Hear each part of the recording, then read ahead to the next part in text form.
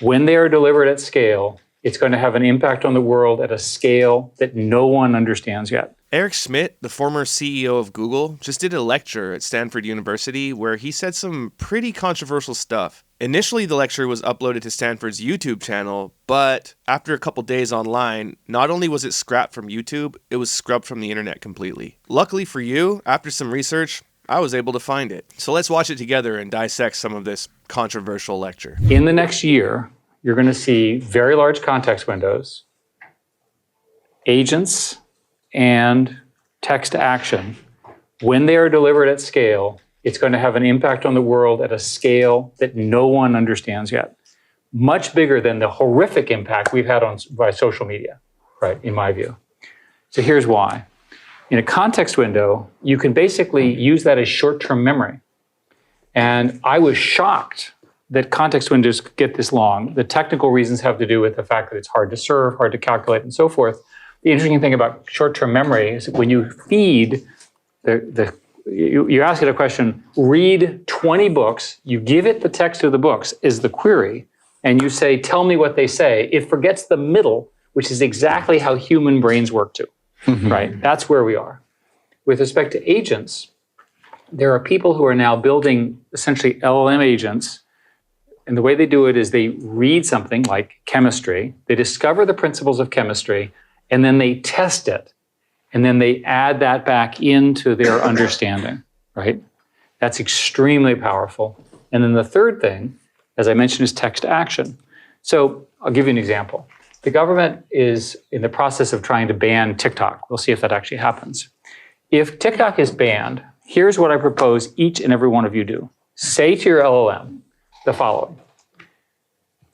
Make me a copy of TikTok, steal all the users, steal all the music, put my preferences in it, produce this program in the next 30 seconds, release it, and in 1 hour, if it's not viral, do something different along the same lines. That's the command.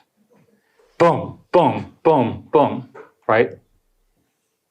You understand how powerful that is. If you can go from arbitrary language to arbitrary digital command, which is essentially what Python in this scenario is, imagine that each and every human on the planet has their own programmer that actually does what they want, as opposed to the programmers that work for me who don't do what I ask, right?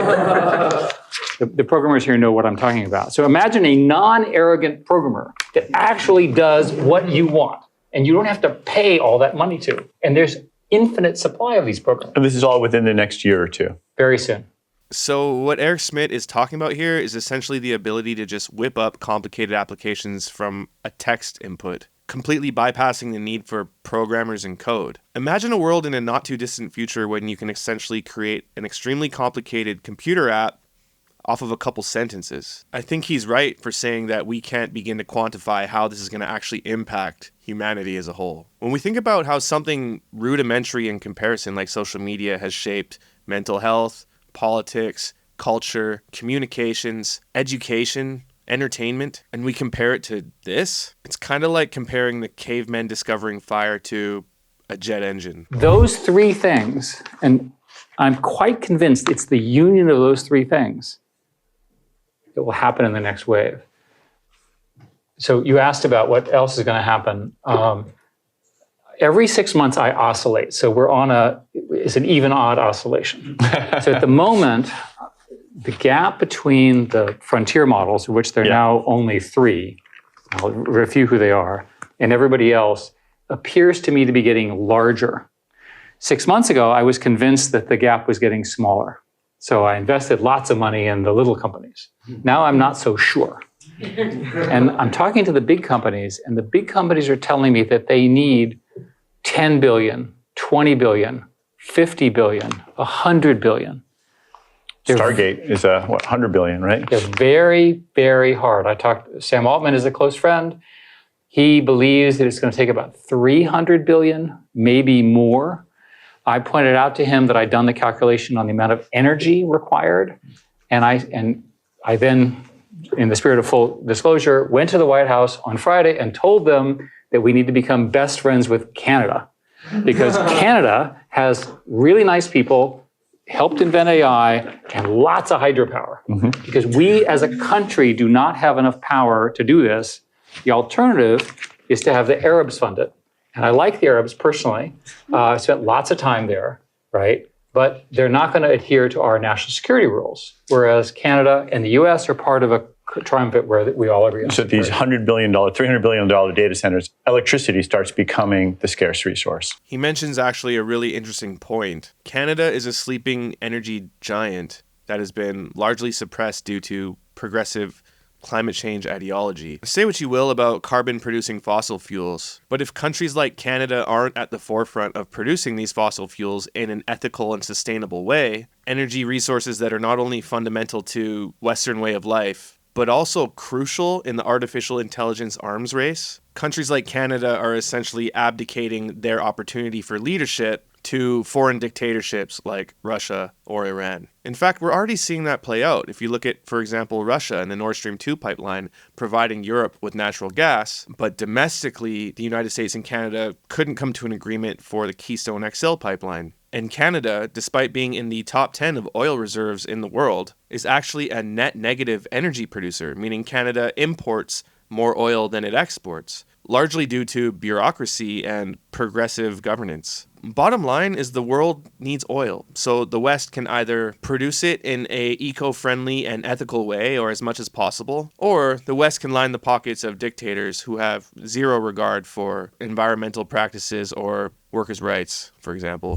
You were at Google for a long time, and they invented the transformer architecture. Peter. It's all Peter's fault. Thanks to brilliant people over there like Peter and Jeff Dean and everyone.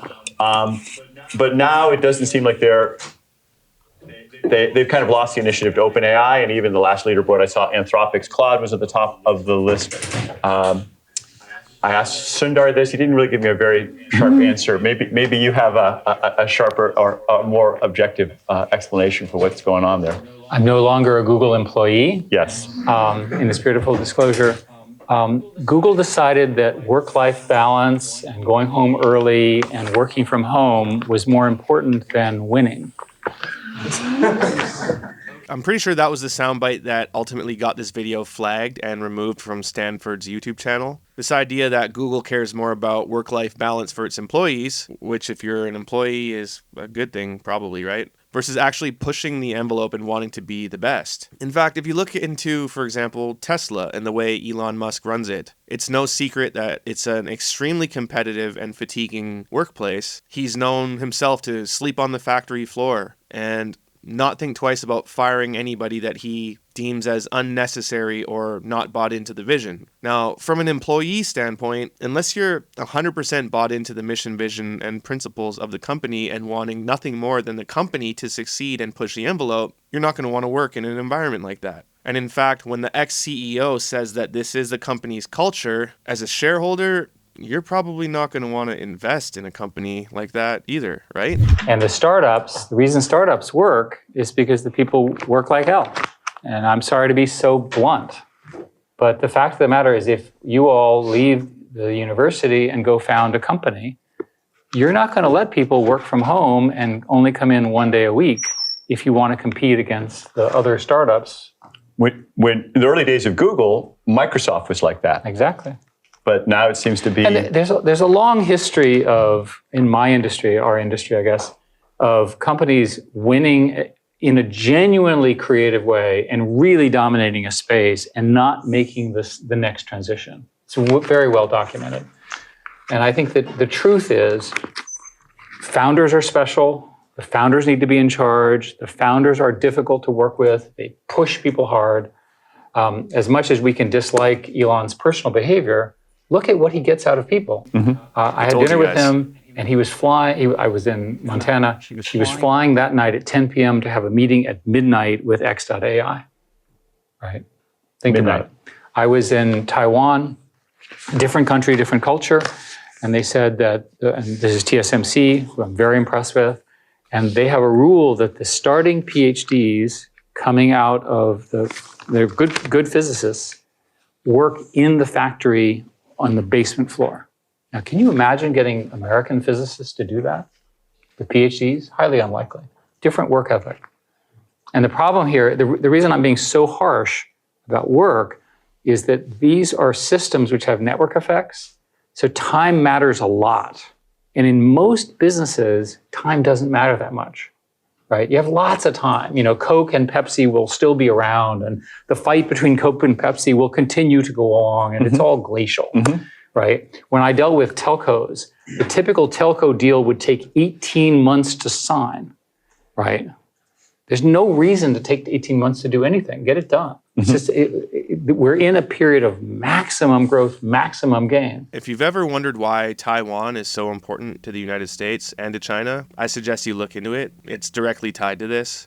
I won't go into it in this video, but essentially the hottest commodity in the artificial intelligence arms race and computing in general is the silicon chip, and Taiwan is one of the biggest producers of that chip in the world. We can all foresee there might be a war with China. That's what we are all preparing to do. Like, we train to fight and fight and win. Silicon chips are not only paramount in things like AI and your cell phone and your computer, but even little things like household appliances. They're absolutely fundamental to our way of life, our national security, and technological advancement. AI is going to play a role or competition with China as well. So I was the chairman of an AI commission that sort of looked at this very carefully. And you can read it. It's about 752 pages. And I'll just summarize it by saying, we're ahead, we need to stay ahead, and we need lots of money to do so. Our customers were the Senate and the House. And out of that came the CHIPS Act and a lot of other stuff like that. A rough scenario is that if you assume the frontier models drive forward and a few of the open source models, it's likely that a very small number of countries can play this game. What are those countries, or who are they?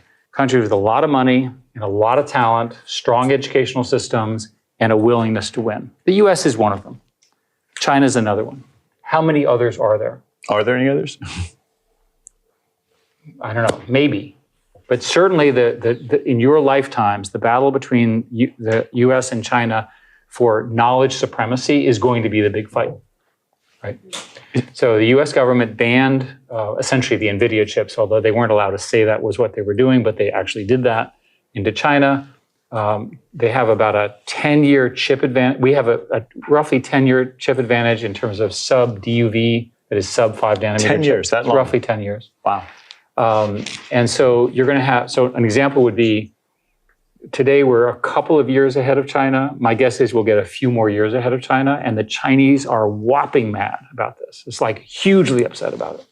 Well, let's talk about a real war that's going on. I know that something you've been very involved in is the Ukraine war, and in particular, I don't know how much you can talk about White Stork and your goal of having $500 drones destroy $5 million tanks. So how's that changing warfare? So I worked for the Secretary of Defense for 7 years and tried to change the way we run our military. I'm not a particularly big fan of the military, but it's very expensive, and I wanted to see if I could be helpful. And I think, in my view, I largely failed. They gave me a medal, so they must give medals to failure or whatever. But my self-criticism was nothing has really changed. And the system in America is not going to lead to real innovation. So watching the Russians use tanks to destroy apartment buildings with little old ladies and kids just drove me crazy. So I decided to work on a company with your friend, Sebastian Thrun, and as a former faculty member here, and a whole bunch of Stanford people. And the idea basically is to do two things. Use AI in complicated, powerful ways for these essentially robotic war. And the second one is to lower the cost of the robots. Now you sit there and you go, why would a good liberal like me do that? And the answer is that the whole theory of armies is tanks, artillery, and mortar, and we can eliminate all of them. So what he's talking about here is called asymmetric warfare. Essentially what Ukraine's been able to do quite effectively during this war campaign is produce 3D printed drones for only a couple $100, strap them with explosive devices, which have been very effective against multi-million-dollar Russian tanks. This is just one small example of how technology and the affordability of technology is rapidly changing everything, including warfare. So there was an article that you and Henry Kissinger and Dan Huttenlocher wrote last year about the nature of knowledge and how it's evolving. I had a discussion the other night about this as well. So for most of history, humans sort of had a mystical understanding of the universe, and then there's the scientific revolution and the Enlightenment. And in your article, you argue that now these models are becoming so complicated and difficult to understand that we don't really know what's going on in them. I'll take a quote from Richard Feynman. He says, "What I cannot create, I do not understand." I saw this quote the other day. But now people are creating things they do not that they can create, but they don't really understand what's inside of them. Is the nature of knowledge changing in a way? Are we going to have to start just taking the word for these models without them being able to explain it to us? The analogy I would offer is to teenagers. If you have a teenager, you know they're human, but you can't quite figure out what they're thinking.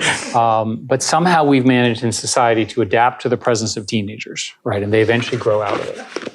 And I'm just serious. So it's probably the case that we're going to have knowledge systems that we cannot fully characterize, but we understand their boundaries, right? We understand the limits of what they can do. And that's probably the best outcome we can get. Do you think we'll understand the limits? We'll get pretty good at it. Crudely, what he's talking about here is the way a language model works. You enter a text prompt into this black box, it lights up certain nodes, and you get a response. Now, we're not really sure why yet. We kind of know, but we're learning as we go. An obvious issue I see with this is we're creating something that's so profoundly powerful, but not only do we not know its limits or exactly how it works, there aren't regulatory checks and balances to keep this power in check. We've already seen how early days of this technology, like Mid-Journey image creation or text-to-voice AI voice models, or even something like OpenAI's text-to-video producer. We're in very early days for this types of technology, but we're already at a place where fake news is so rampant, and AI is already extremely effective at swaying public opinion. Now, when we get to a place of AGI, or artificial general intelligence, meaning these AI systems will be able to think for themselves and communicate to one another. What happens if AI decides that humans are a net negative on the Earth? Or it doesn't like to play by the rules and boundaries that we've set for it? Leaders in artificial intelligence like Elon Musk, and even the US State Department has stated that AI poses potentially an existential threat to humanity. This isn't something to just play with. And I'm not one for government regulation, to be honest, but to me, this seems like something that needs to be regulated and checked. I don't love the idea of something that poses potentially an existential threat being governed and regulated only by for-profit multinational corporations. The consensus of my group that meets on every week is that eventually the way you'll do this, it's called so-called adversarial AI, is that there will actually be companies that you will hire and pay money to break your AI system. Like red team. So it'll be instead of human red teams, which is what they do today, you'll have whole companies and a whole industry of AI systems whose jobs are to break the existing AI systems and find their vulnerabilities, especially the knowledge that they have that we can't figure out. That makes sense to me. It's also a great project for you here at Stanford, because if you have a graduate student who has to figure out how to attack one of these large models and understand what it does, that is a great skill to build the next generation. So it makes sense to me that the two will travel together. All right, let's take some questions from the student. There's one right there in the back. Just say your name.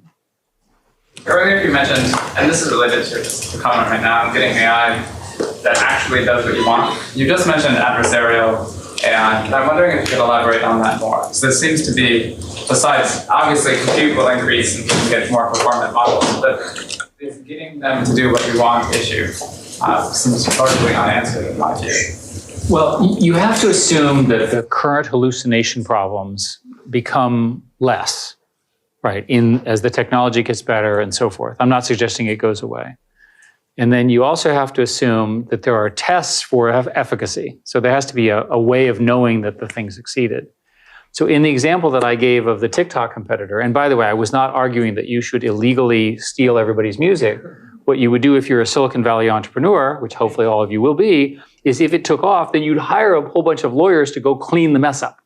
right? But if nobody uses your product, it doesn't matter that you stole all the content. And do not quote me, right? Right? You're on camera. Yeah, that's right. But you see my point. In other words, Silicon Valley will run these tests and clean up the mess. And that's typically how those things are done. So my own view is that you'll see more and more performative systems with even better tests and eventually adversarial tests, and that'll keep it within a box. The technical term is called chain of thought reasoning, and people believe that in the next few years, you'll be able to generate 1,000 steps of chain of thought reasoning, right? Do this, do this. It's like building recipes, right? That the recipes, you can run the recipe and you can actually test that it produced the correct outcome. So what he's saying here essentially is that the ultimate checks and balances that are going to be in place, aka adversarial AI, are going to be private firms and companies that essentially exist only to break and crack new AI. No mention of national allegiance, national security, military implications, just private companies whose sole purpose is to crack existing artificial intelligence systems. I feel like this opens a whole big can of issues, but hey, I'm not a politician. I'm not in government. I'm just a regular guy. So what do I know? The amounts of money being thrown around are mind-boggling. And I essentially invest in everything because I can't figure out who's going to win. And the amounts of money that are following me are so large. I think some of it is because the early money's been made and the big money people who don't know what they're doing have to have an AI component. And everything is now an AI investment, so they can't tell the difference. I define AI as learning systems that actually learn. So I think that's one of them. The second is that there are very sophisticated new algorithms that are sort of post-transformers. My friend, my collaborator for a long time, has invented a new non-transformer architecture. There's a group that I'm funding in Paris that claims to have done the same thing. So there's enormous invention there, a lot of things at Stanford. And the final thing is that there is a belief in the market that the invention of intelligence has infinite return. So let's say you put $50 billion of capital into a company. You have to make an awful lot of money from intelligence to pay that back. So it's probably the case that we'll go through some huge investment bubble, and then it'll sort itself out. That's always been true in the past, and it's likely to be true here. Don't quote me on this, but it seems like so far there's been about $1 trillion of private equity that has been invested into artificial intelligence, and only actually around $30 billion of revenue. So yeah, big money, big institutional money, big government money, and soon big retail money is going to be pumping up and inflating the AI bubble. It's the new gold rush. It's the new .com. With everybody going gung-ho and crazy and all of this money that's pouring into the industry, it's going to be really hard to convince politicians and bankers to be sensible and pump the brakes and really think about what we're funding and how it's going to impact the world, really. You think that the leaders are pulling away from the rest? Right now. And this is a really, the question is roughly the following. There's a company called Mistral in France. They've done a really good job. And I'm obviously an investor. They have produced their second version. Their third model is likely to be closed because it's so expensive. They need revenue and they can't give their model away. So this open source versus closed source debate in our industry is huge. And my entire career was based on people being willing to share software in open source. Everything about me is open source. Google's always been much of Google's underpinnings were open source. Everything I've done technically. That's crazy to me because Google's always been closed source and extremely secretive about their technology and their code. Anyways. Everything I've done technically. And yet it may be that the capital costs, which are so immense, fundamentally changes how software is built. You and I were talking, my own view of software programmers is that software programmers' productivity will at least double. There are 3 or 4 software companies that are trying to do that. I've invested in all of them in the spirit. And they're all trying to make software programmers more productive. The most interesting one that I just met with is called Augment. And I always think of an individual programmer, and they said, that's not our target. Our target are these 100-person software programming teams on millions of lines of code where nobody knows what's going on. Well, that's a really good AI thing. Will they make money? I hope so. Yes, So a lot of yep. questions here. Yes, ma'am. You want- Hi. So at the very beginning, Yes, ma'am. at the very beginning, you mentioned that there's the combination of the context window expansion, the agents, and the text to action is going to have unimaginable impacts. First of all, why is the combination important? And second of all, I know that you're not like a crystal ball and you can't necessarily tell the future, but why do you think it's beyond anything that we could imagine? I think largely because the context window allows you to solve the problem of recency. The current models take a year to train, roughly it's 18 months, 6 months of preparation, 6 months of training, 6 months of fine tuning. So they're always out of date. Context window, you can feed what happened. Like you can ask it questions about the Hamas-Israel war, right, in a context. That's very powerful. It becomes current like Google. So when he's talking about recency, that's essentially how GPT-4o works with its web search feature. I don't know if you guys have all used this yet, but up until very recently, when you would use ChatGPT, it was only trained up into a certain date, and that date wasn't current. But now with new features like web browsing, you're able to get real-world time data and information like on news or stocks or anything really right at your fingertips. In the case of agents, I'll give you an example. I set up a foundation, which is funding a nonprofit, which starts, I don't know if there's chemists in the room, I don't really understand chemistry. There's a tool called ChemCrow, C-R-O-W, which was an LLM-based system that learned chemistry. And what they do is they run it to generate chemistry hypotheses about proteins, and then they have a lab which runs the tests overnight, and then it learns. That's a huge accelerant in chemistry, material science, and so forth. So that's an agent model. And I think the text to action can be understood by just having a lot of cheap programmers, right? And I don't think we understand what happens, and this is, again, your area of expertise, what happens when everyone has their own programmer. And I'm not talking about turning on and off the lights. I imagine, another example, for some reason you don't like Google. So you say, build me a Google competitor. Yeah, you personally, you don't build me a Google competitor, search the web, build a UI, make a good copy, add generative AI in an interesting way, do it in 30 seconds, and see if it works, right? So a lot of people believe that the incumbents, including Google, are vulnerable to this kind of an attack. Now, we'll see.